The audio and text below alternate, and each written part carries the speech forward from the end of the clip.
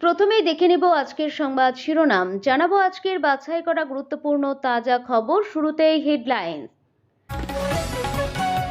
দুর্গাপুরের ঘটনা নিয়ে রাষ্ট্রপতি স্বরাষ্ট্র মন্ত্রকের রিপোর্ট দিলেন রাজ্যপাল CV Ananda Bose.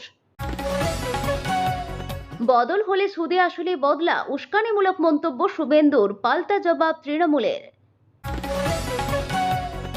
Justice for Zubeen স্লোগানে সংশোধনাগারের সামনে বিক্ষোভ, অভিযুক্তরা পৌঁছলে রণক্ষেত্র অসমের বাক্সা। নিজের এলাকাতেই বহিরাগত আতঙ্কে ভুগছেন মমতা বন্দ্যোপাধ্যায়, মুখ্যমন্ত্রীর নিশানায় কারা। আদর করার ছলে হাসপাতাল থেকে শিশু চুরি, কয়েক ঘন্টায় উদ্ধার করল পুলিশ, ধৃত 2 মহিলা। শীত নয়, আবার আসছে বৃষ্টি, বিরাট পূর্বাভাস হাওয়া অফিসের। আসছি বিস্তারিত খবরে।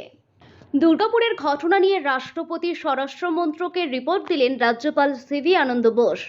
দুর্গাপুরে ডাক্তারি ছাত্রীর গণধর্ষণের অভিযোগের বিস্তারিত রিপোর্ট রাষ্ট্রপতি দ্রৌপদী মুর্মুর কাছে জমা দিয়েছেন পশ্চিমবঙ্গের রাজ্যপাল সিভি আনন্দ বোস। সেই রিপোর্ট তিনি কেন্দ্রীয় স্বরাষ্ট্র মন্ত্রকেও পাঠিয়েছেন। দুর্গাপুরের ঘটনা সম্পর্কে গত কয়েকদিনে তিনি যা যা তথ্য পেয়েছেন তা রাষ্ট্রপতিকে জানিয়েছেন।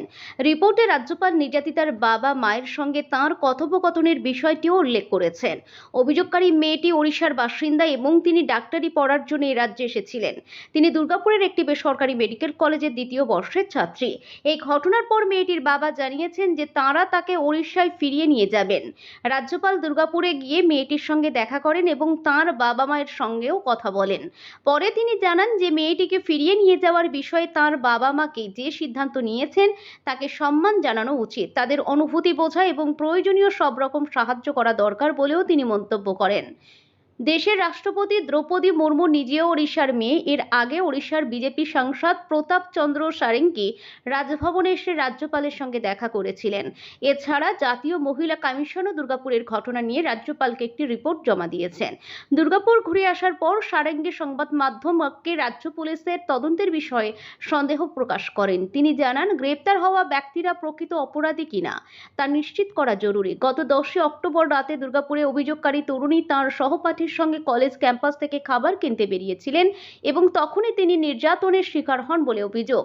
প্রাথমিকভাবে গণধর্ষণের মামলা দায়ের করা হয়েছিল, তবে দুর্গাপুরের পুলিশ কমিশনার মঙ্গলবার জানান, প্রাথমিক তদন্তের পর মনে হচ্ছে ধর্ষক একজনই।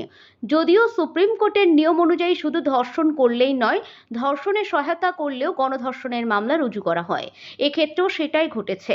মঙ্গলবার পুলিশ তরুণীর সহপাঠীকে গ্রেপ্তার করেছে এবং তাকে 7 দিনের পুলিশি হেফাজতে পাঠানো হয়েছে। বদল হলে সুদে আসলে বদলা, উস্কানিমূলক মন্তব্য শুভেন্দুর, পাল্টা জবাব তৃণমূলের। বাম শাসনকে হটিয়ে ক্ষমতায় আসার সময় মমতা বন্দ্যোপাধ্যায় বার্তা দিয়েছিলেন, বদলা নয় বদল চাই। রাজ্যের বিরোধী দলনেতা শুভেন্দু অধিকারীর গলায় সম্পূর্ণ ভিন্ন সুর। বিধানসভা নির্বাচনের আগে বদল এবং বদলার দুইয়ের বার্তা দিলেন। আদিবাসীদের হেনস্থার প্রতিবাদ মিছিলে বুধবার ডোরিনা ক্রসিং থেকে এমনই উস্কানিমূলক মন্তব্য করেন তিনি, যার নিন্দায় সরব রাজ্যের শাসক শিবির। এদিন শুভেন্দু অধিকারীর নাগরাকাটায় খগেন মুর্মুর উপর হামলায় প্রসঙ্গ টেনে বলেন, আপনারা দেখেছেন ভোট চাই ভোট দাও ঝান্ডা হাতে সেদিন যাননি। খগেন মুর্মু গিয়েছিলেন উত্তরবঙ্গের পীড়িত মানুষদের পাশে দাঁড়াতে। তাকে যেভাবে মেরেছে, কারা মেরেছে আপনারা ইতিমধ্যেই সোশ্যাল মিডিয়া সংবাদ মাধ্যমে দেখেছেন। যিনি একাধিকবার সাংসদ বিধায়ক হয়েছেন তাকে মেরেছে। রক্ত দেখার পর আপনাদের রক্ত টকবক করে ফোটেনি। আপনারা বদলা চান, তাহলে বদল চান। সুদে আসলে আমরা বদলা নেব।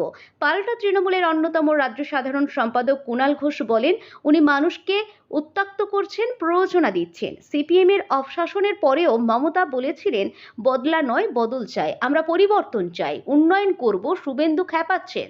তাদের কোনো নেতা কোনো এলাকায় গিয়ে এবার সমস্যায় পড়বেন, তখন আমাদের দায়ী করবেন।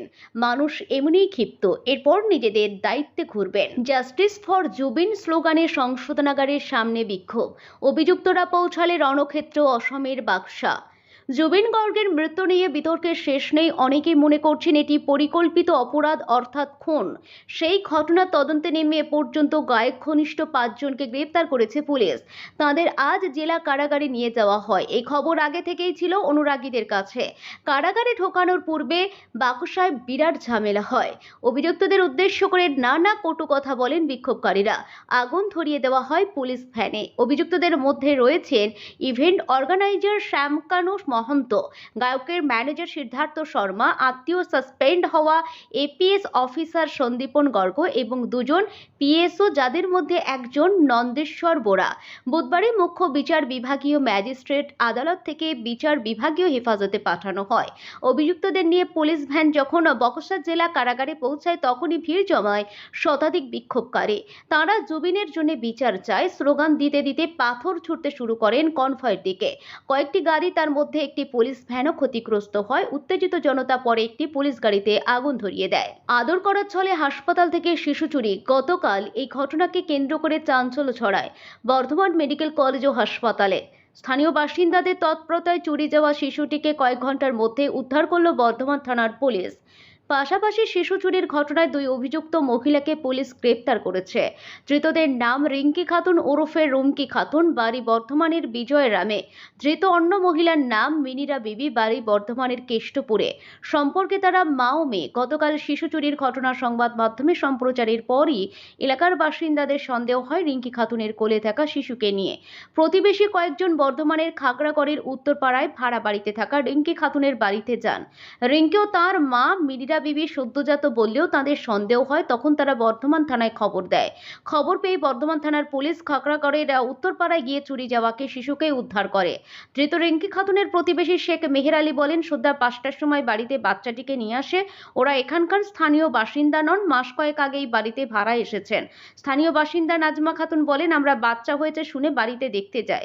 রিঙ্কি খাতুন ও তার মা মিনিরা বিবি বলেন, আজ দুপুর 12টার সময় বাচ্চা হয় বর্ধমান মেডিকেল কলেজ ও হাসপাতালে। আমি বর্ধমান মেডিকেল কলেজের নার্সিং বিভাগে প্রশিক্ষণ নিচ্ছি। বাচ্চাটি দেখে আমার সন্দেহ হয় একদিনের বাচ্চা কি করে এত বড় হয়। তাছাড়া হাসপাতাল থেকেও এত তাড়াতাড়ি ছুটি দেবে না। একই রকম সন্দেহ হয় প্রতিবেশী রেবিনা বিবিরও। এরপরেই গোটা বিষয়টি নিয়ে পাড়ায় হইচই শুরু হয়। খবর দেওয়া হয় বর্ধমান থানায়। খবর পেয়েই পুলিশ যায়। বাচ্চা ও 2 মহিলাকে থানায় নিয়ে যায়। থানায় জিজ্ঞাসাবাদের সময় মা ও মেয়ে ভেঙে পড়েন। জানান তারা শিশুটিকে চুরি করেছেন। এরপরেই পুলিশ রিঙ্কি খাতুন ওরফে রুমকি খাতুন ও তার মা মিনিরা বিবিকে গ্রেপ্তার করে। মিনিরা বিবি এলাকায় পরিচারিকার কাজ করেন বলে জানান স্থানীয় বাসিন্দারা। অভিযুক্তদের গ্রেপ্তারের পাশাপাশি শিশুটিকে বর্ধমান মেডিকেল কলেজের প্রসূতি বিভাগে ভর্তি করা হয় রাতে। শিশুটিকে ওই মহিলা কেন চুরি করেছিল তা খতিয়ে দেখা হচ্ছে বলে পুলিশ জানিয়েছে।